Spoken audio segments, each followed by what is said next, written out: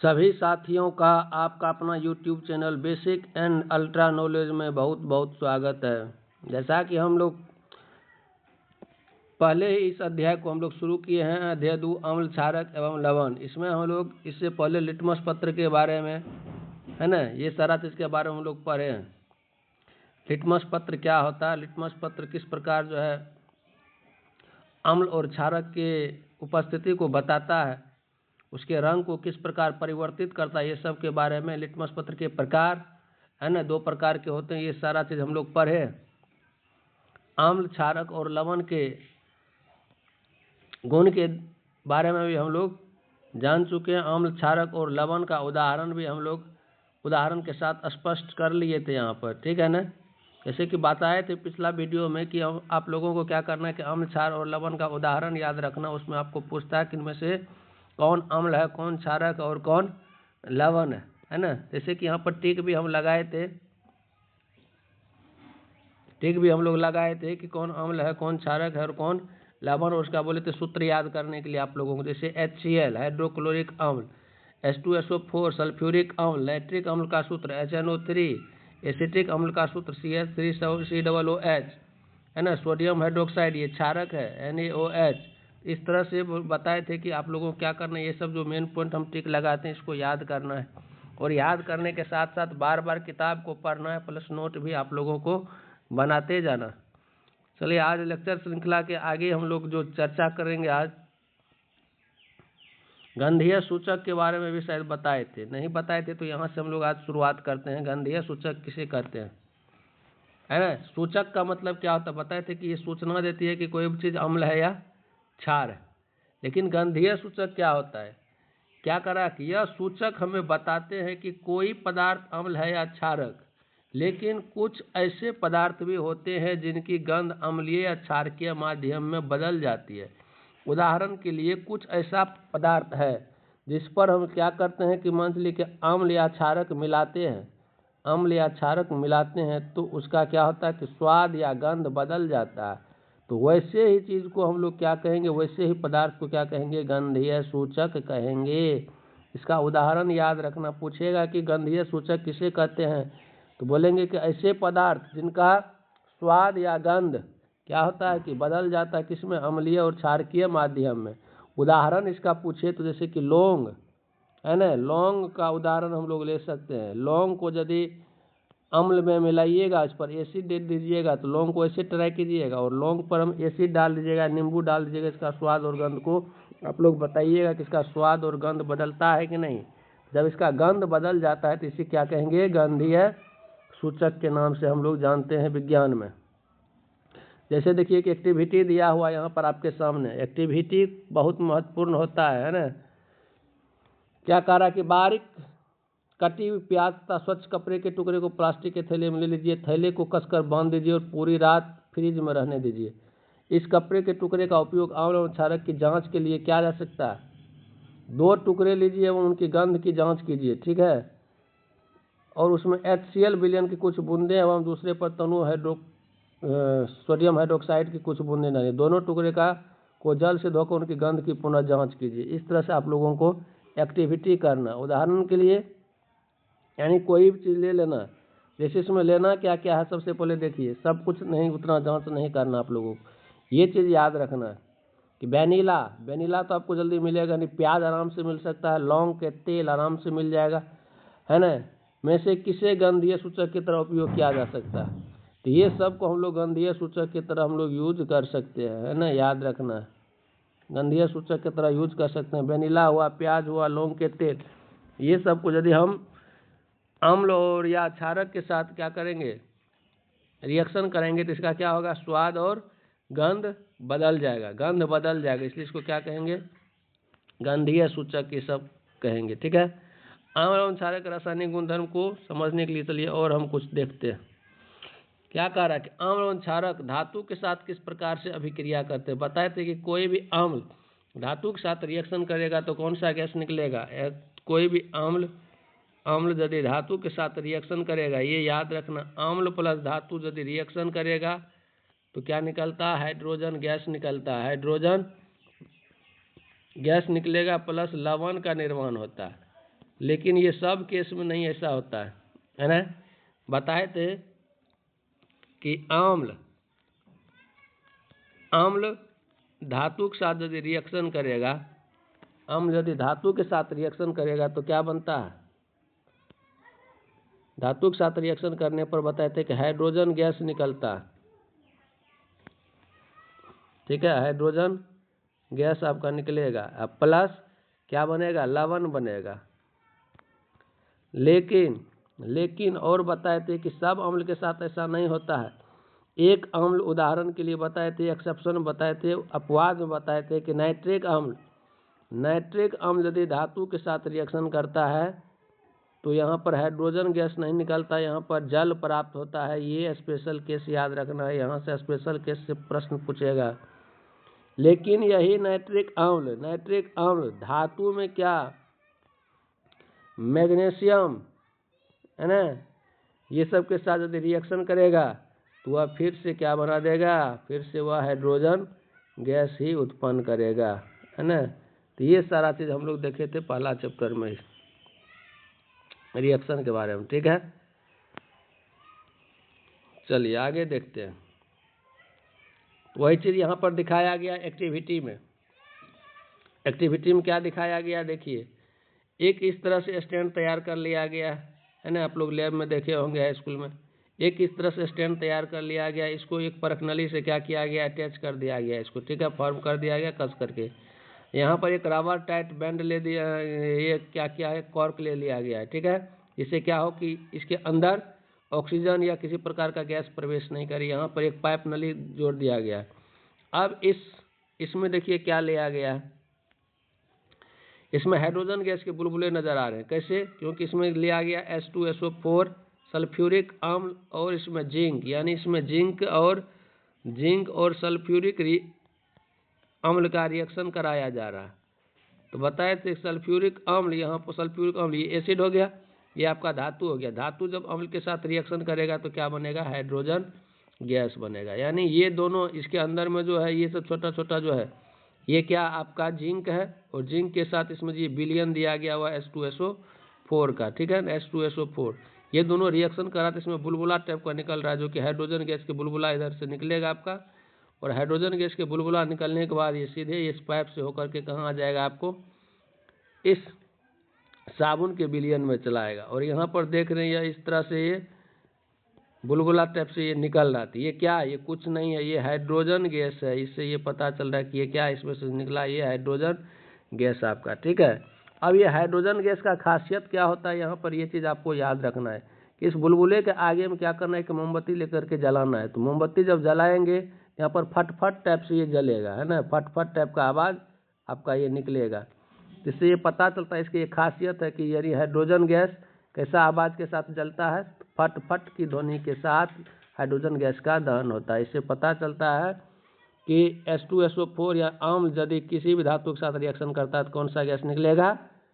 Hydrogen gas निकलेगा। इसकी उपस्थिति का कैसे पता कर सकते हैं? इसको जला करके पता कर सकते हैं। इसके जलने के बाद कैसा आवाज़ आता है? फट का आवाज़ सुनाई देता है। ये एक्टिविटी क्लियर हो गया होगा। ठीक है, चलिए आगे देखते हैं। तो यहाँ पर क्या हमको पता चला, इस एक्टिविटी से हम लोग सीखे क्या कि धातु, इस एक्टिविटी से हम लोग यही सीखे कि धातु, कोई भी धातु है ना, अम्ल के साथ कोई भी अम्ल ले लिए, मान लो H2SO4 ले लिए, यहाँ पर धातु क्या लिए?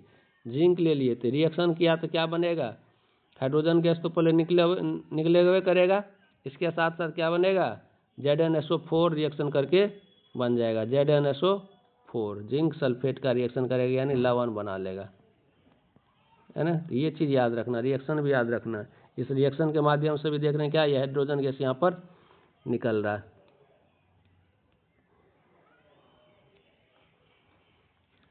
चलिए अब फिर हम लाइन बाय लाइन पढ़ते हैं, इसको एकदम देखना है। NCERT लाइन बाय लाइन यदि पढ़ लिए तो एक भी प्रश्न जो है क्लास 10th में बाहर जाने वाला नहीं है। वही कह रहा है कि ध्यान दीजिए कि ऊपर की दी हुई अभिक्रियाओं में धातु अम्लों से हाइड्रोजन परमाणुओं का हाइड्रोजन गैस के रूप में विस्थापित करता और एक यौगिक बनाता है, जिसे लवण कहते हैं। और वह लवण कौन है? आपका जो अभी H2SO ये ZnSO4 जो हम लोग बनाए थे। जैसे अम्ल क्या लिए थे? अभी अम्ल लिए थे H2SO4, अम्ल लिए थे आपका H2SO4।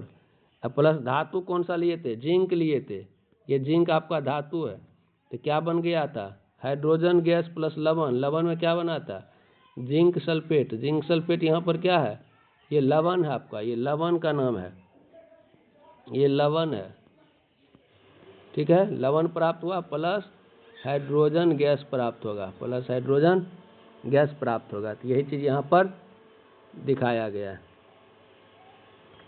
चलिए आगे देखते हैं। अब जो आपका जो अगला रिएक्शन है, आपका अगला जो महत्वपूर्ण टॉपिक है इसमें, ये आपका महत्वपूर्ण टॉपिक है। इससे हम लोग क्या पढ़े, धातु का अम्ल के साथ रिएक्शन। अब हम पढ़ेंगे धातु के कार्बोनेट और हाइड्रोजन कार्बोनेट के साथ अम्ल रिएक्शन करेगा तो क्या बनेगा, है ना। चलिए इसका उदाहरण हम लोग देखते हैं नीचे, ठीक है, कि कोई भी धातु का कार्बोनेट, कोई भी धातु का कार्बोनेट या हाइड्रोजन कार्बोनेट यदि अम्ल के साथ रिएक्शन करेगा, हमेशा याद रखना है क्या बनेगा, लवण बनेगा, जल बनेगा और कार्बन डाइऑक्साइड बनेगा। इसको इस तरह से हम याद रख सकते हैं, है ना, हाइड्रोजन कार्बोनेट रहे या कार्बोनेट रहे, कार्बोनेट, धातु का कार्बोनेट, कार्बोनेट यदि अम्ल के साथ रिएक्शन करेगा तो क्या क्या बनेगा, ये याद रखना है। क्या क्या प्राप्त होता है, जल प्राप्त होगा, जल प्राप्त होगा आपको, और क्या क्या प्राप्त होगा, कार्बन डाइऑक्साइड प्राप्त होगा, और क्या प्राप्त होगा, लवण प्राप्त होगा। ये याद रखना है ना, ये चीज़ याद रखना आपको।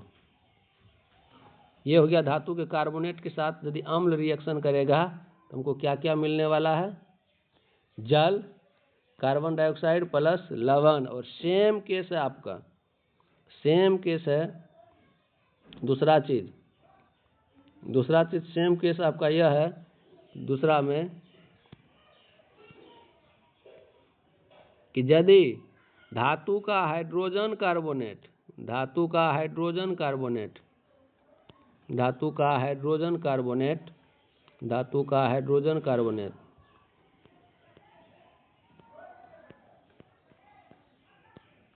हाइड्रोजन कार्बोनेट रिएक्शन करेगा किससे, कार्बोनेट रिएक्शन करेगा किससे, अम्ल से, किसी भी अम्ल से रिएक्शन करेगा तो वह क्या बनाएगा, वही सेम चीज बनेगा, क्या, लवण, लवण प्लस जल, लवण प्लस जल प्लस कार्बन डाइऑक्साइड अर्थात CO2। तो ये चीज याद रखना है। यानी इसमें हम लोग क्या देखें कि धातु का हाइड्रोजन कार्बोनेट रहे या कार्बोनेट रहे, जब भी वो अम्ल के साथ रिएक्शन करेगा तो लवण, जल प्लस कार्बन डाइऑक्साइड निकलेगा, है ना, प्रोडक्ट के रूप में, उत्पाद के रूप में यह सारा चीज़ बनेगा। ये उत्पाद हो गया और यह आपका क्या हो जाएगा, इधर अभिकारक हो गया, ठीक है। कार्बोनेट भी रिएक्शन करेगा तो यही चीज़ बनेगा। लेकिन धातु जब सिर्फ अम्ल के साथ, यहाँ धातु का हाइड्रोजन कार्बोनेट सिर्फ धातु यदि रिएक्शन करेगा तब क्या बनेगा, अभी जस्ट बताए थे, तब क्या बनेगा, धातु यदि रिएक्शन करेगा अम्ल के साथ तब क्या बनेगा बताइए, तब बनेगा hydrogen gas plus, hydrogen gas plus लवण बनेगा, हाइड्रोजन गैस प्लस लवण, और कहीं कहीं पर जल भी बनता है, ठीक है। चलिए आगे देखते हैं। ये टॉपिक आपका क्लियर हो गया होगा, है ना, ये टॉपिक आपका क्लियर हो गया कि टॉपिक, सबसे पहले टॉपिक जो ये आपका जो बोल्ड लेटर में दिया हुआ, यह आपका टॉपिक हुआ प्रत्येक चैप्टर का, इसको पढ़ना है और इसके अंदर में क्या उसको आपको जानना है। ये यदि जान गए तो प्रत्येक टॉपिक आपका जो है कवर हो जाएगा और कहीं से भी प्रश्न पूछेगा तो छूटने वाला नहीं। क्या जाने, धातु कार्बोनेट और धातु का हाइड्रोजन कार्बोनेट अम्ल के साथ कैसे रिएक्शन करते हुए, जस्ट बताए, अम्ल के साथ रिएक्शन करेगा क्या बनेगा, कार्बन डाइऑक्साइड बनेगा, और क्या बनेगा, जल बनेगा, जल का सूत्र होता है H2O प्लस लवण बनेगा, लवण, है ना, प्लस लवण बनेगा, चाहे कोई भी लवण रहे, ये बनेगा आपका। वही चीज इस रिएक्शन में भी आपको दिखाया गया है, ठीक है। और वही चीज आपको यहाँ पर उदाहरण में भी समझाया गया, ठीक है। देख लीजिए यहाँ पर क्या है, सोडियम कार्बोनेट लिया है, कार्बोनेट है, धातु का कार्बोनेट, सोडियम यहाँ पर कार्बोनेट है ना, सोडियम यहाँ पर क्या आपका धातु है, इसको बड़ा कर लेते हैं, सोडियम आपका क्या है, धातु है, कार्बोनेट इसमें देखिए लगा हुआ है, क्या हो गया, सोडियम कार्बोनेट, तो कार्बोनेट हुआ कि नहीं, धातु का कार्बोनेट। यहाँ पर क्या HCl, ये अम्ल है, क्या बना रहा है NaCl, ये क्या है लवण है, ये क्या है H2O जल है, कार्बन डाइऑक्साइड वही तो बताए थे, क्या बनता है लवण प्लस जल प्लस कार्बन डाइऑक्साइड, ये आपका क्या है लवण है, NaCl क्या है लवण है, सोडियम क्लोराइड ये क्या आपका जल है, और ये क्या आपका CO2 कार्बन डाइऑक्साइड है। तो वही चीज़ दूसरा उदाहरण में भी दिखाया गया पर्सनली 2B में जो लिया गया, ये क्या है sodium hydrogen carbonate, sodium hydrogen carbonate भी यदि HCl से यानी अम्ल से रिएक्शन कर रहा है, हाइड्रोक्लोरिक अम्ल से रिएक्शन कर रहा है तो क्या बन रहा है यहाँ पर लवण बन रहा है, NaCl बन रहा है, जल बन रहा है और प्लस कार्बन डाइऑक्साइड, यानी दोनों केस में चाहे वो कार्बोनेट रहे या धातु का हाइड्रोजन कार्बोनेट रहे, दोनों केस में सेम चीज़ यहाँ पर आपको प्राप्त होगा प्रोडक्ट में, इसको याद रखना है।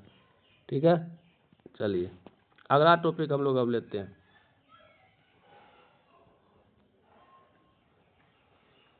कार्बन डाइऑक्साइड गैस को चूने के पानी से प्रवाहित करने पर, ये चीज़ हम लोग पहला चैप्टर में भी पढ़े हैं, है ना, अभिक्रिया में रासायनिक अभिक्रिया के प्रकार में ये सब हम लोग देखे थे कि ये क्या आपका कैल्शियम हाइड्रोक्साइड यानी चूने का पानी, जिसको हम लोग बुझा हुआ चूना भी कहते हैं, जब कार्बन डाइऑक्साइड से रिएक्शन करता है तो कैल्शियम कार्बोनेट का परत का निर्माण होता है, और ये संगमरमर का भी सूत्र होता है ना, और इसी कारण बताए थे यही रिएक्शन के कारण 2-3 दिन बाद जब हम लोग कलई करते हैं तो कलई करने के 2-3 दिन बाद क्या होता है दीवार पर चमक आता है, यही रिएक्शन वहाँ पर काम करता है ना।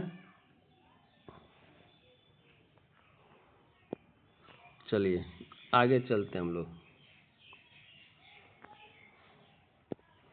यहाँ पर आपको याद रखना है चूना पत्थर, खड़िया, संगमरमर, कैल्शियम कार्बोनेट के अलग अलग रूप हैं, यानी ये सब का सूत्र कैल्शियम कार्बोनेट ही होता है, ये कैल्शियम कार्बोनेट का ही अलग अलग रूप है। चूना पत्थर है ना, चूना पत्थर, खड़िया, चौक जिस है ना जो हम लोग स्कूल में लिखते हैं वह उसका सूत्र क्या है, ये कैल्शियम कार्बोनेट का रूप है। संगमरमर, मार्बल, ये कैल्शियम का। सभी धातु कार्बोनेट और हाइड्रोजन कार्बोनेट अभी जस्ट हम बताए, सभी धातु कार्बोनेट और हाइड्रोजन कार्बोनेट अम्ल के साथ रिएक्शन करके लवण और कार्बन डाइऑक्साइड जल बनाते हैं, अभी जस्ट बताएं, ये सब नोट करने वाला बात है।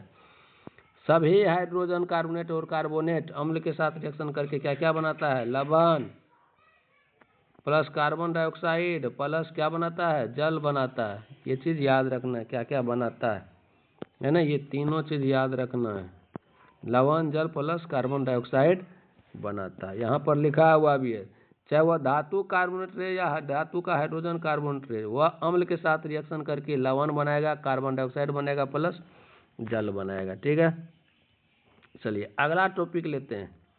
ये तो था अभी तक हम लोग क्या पढ़े, धातु के साथ अम्ल का रिएक्शन या धातु के हाइड्रोजन कार्बोनेट या कार्बोनेट के साथ अम्ल के साथ रिएक्शन। अब जो आपका अगला टॉपिक जो आने जा रहा है वह आपका है क्या, अम्ल और क्षारक जब आपस में रिएक्शन करेगा तब क्या होगा, तब क्या बनेगा। यानी इससे पहले हम लोग क्या पढ़े, अम्ल का रिएक्शन किसके साथ, धातु के साथ। अब हम लोग पढ़ेंगे अम्ल और क्षार यदि आपस में रिएक्शन करेगा तब क्या प्राप्त होगा। चलिए देखते हैं क्या प्राप्त होता है हमको। तो अम्ल और क्षारक जब रिएक्शन कर रहा है, यहाँ पर आपका ये क्षारक और सोडियम हाइड्रोक्साइड, यहाँ पर अम्ल है, दोनों रिएक्शन करके देखिए क्या क्या बन रहा है, NaCl, और NaCl है क्या बताए थे, NaCl लवण है ना, और यहाँ पर H2O क्या है, जल है। तो सीधा सा बात है कि जब भी कोई भी क्षारक, ये क्या आपका क्षारक NaOH क्या क्षारक, ये क्या है आपका, ये है आपका अम्ल। तो देख रहे हैं कि अम्ल और क्षार यदि रिएक्शन कर रहा है तो क्या प्राप्त हो रहा है, लवण प्लस जल। तो सीधी सी न बात है कि क्षारक सब नोट करने वाला बात है, क्षारक और अम्ल यदि आपस में रिएक्शन करेगा तो क्या बनेगा, क्षारक और अम्ल यदि आपस में रिएक्शन करेगा तो क्या बनेगा, जल प्लस क्या बनाता है, लवण, जल प्लस लवण। उदाहरण में देख लेते हैं क्या बनाता, क्षारक में हम क्या लिए थे, सोडियम हाइड्रोक्साइड लिए थे, ठीक है, और अम्ल में क्या लिए थे अभी, HCl लिए थे। तो देखिए रिएक्शन करा करके देखिए, Cl से रिएक्शन करेगा, इधर OH हाइड्रोजन से रिएक्शन करेगा तो क्या बन जाएगा, H2O बन जाएगा, अर्थात जल बन जाएगा। और यहाँ पर रिएक्शन करेगा कौन से, Cl से रिएक्शन करेगा सोडियम, तो क्या बन जाएगा, सोडियम क्लोराइड, अर्थात ये लवण का निर्माण हो जाएगा। तो उदाहरण सिर्फ याद रखिएगा, तो उसी से आपका ऑब्जेक्टिव जो है सॉल्व हो जाएगा, प्लस कॉन्सेप्ट भी उससे आपका क्लियर होगा। उदाहरण दिमाग में रखना है कि, है ना। तो क्षारक और अम्ल का उदाहरण NaOH यानी क्षारक हुआ, और अम्ल HCl अम्ल हुआ, दोनों रिएक्शन करके NaCl अर्थात लवण बना रहा और प्लस जल बना रहा। यानी क्षारक और अम्ल रिएक्शन करेगा तो जल प्लस लवण प्राप्त होगा। इस चीज़ को आपको याद रखना है। चलिए अगला हम लोग लेते हैं पेज, है ना। और इस रिएक्शन को कैसा रिएक्शन करेंगे, इस रिएक्शन को कैसा रिएक्शन कहेंगे, है ना। इस रिएक्शन को कैसा रिएक्शन कहेंगे, अम्ल और क्षारक की अभिक्रिया के परिणाम स्वरूप लवण जल प्राप्त होता है। जस्ट देख लिए, अम्ल और क्षारक जब रिएक्शन करेगा लवण जल प्राप्त हो रहा है, तो इस अभिक्रिया को उदासीनीकरण अभिक्रिया कहते हैं, है ना।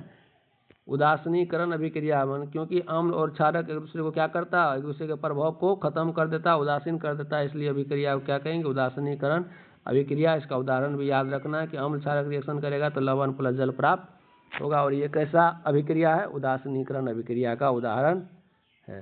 चलिए अगला टॉपिक हम लेते हैं, छोटा छोटा टॉपिक है इसमें, अम्लों के साथ धात्विक ऑक्साइड की अभिक्रिया। बात वही हुआ, इसको थोड़ा यदि आप समझ लीजिएगा तो आप आराम से इसको समझ सकते हैं। अम्ल के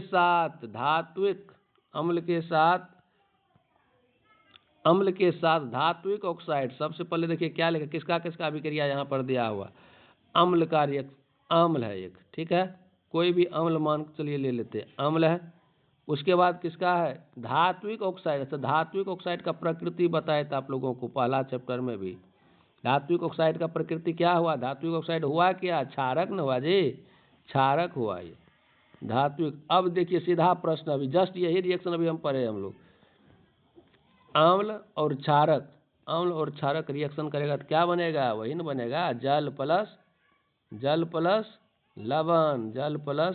लवण। तो वही तो हुआ, वही बात तो कर रहा आपको घुमा करके।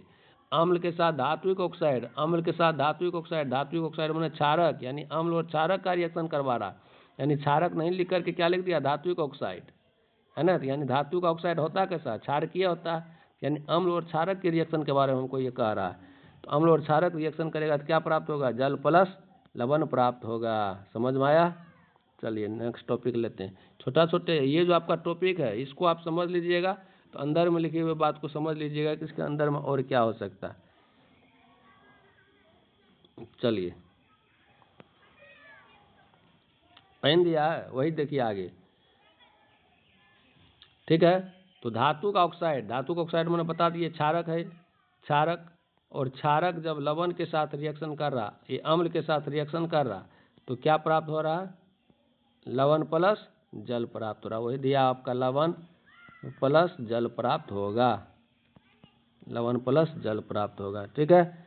और ये चीज़ यहाँ पर याद क्या रखना है कि धात्विक ऑक्साइड का प्रकृति कैसा होता है, क्षारकीय होता है। धातु का ऑक्साइड का प्रकृति क्षारकीय होता है, और अधात्विक ऑक्साइड कैसा होता है, अम्लीय होता है, ठीक है। अब देखिए उसी का जस्ट उल्टा यहाँ पर कर दिया है, क्षारक के साथ अधात्विक ऑक्साइड। अभी जस्ट बताइए, क्षारक हो गया या क्षारक के साथ, तो क्षारक के साथ रिएक्शन कराइए किसको, क्षारक के साथ अधात्विक ऑक्साइड कैसा होता है प्रकृति में जी, कैसा होता, अम्लीय होता है। तो उसी का तो उल्टा कर दिया है, अम्ल होता है। तो क्षारक और अम्लीय का रिएक्शन होगा, फिर भी तो क्षारक और अम्ल का रिएक्शन होगा तो क्या बनेगा, अधात्विक ऑक्साइड क्षारक, ये अम्ल, इधर क्षारक है, क्षारक अम्ल का रिएक्शन, तो वही बनेगा जल प्लस लवणन बनेगा, जल प्लस लवण बनेगा, ठीक है।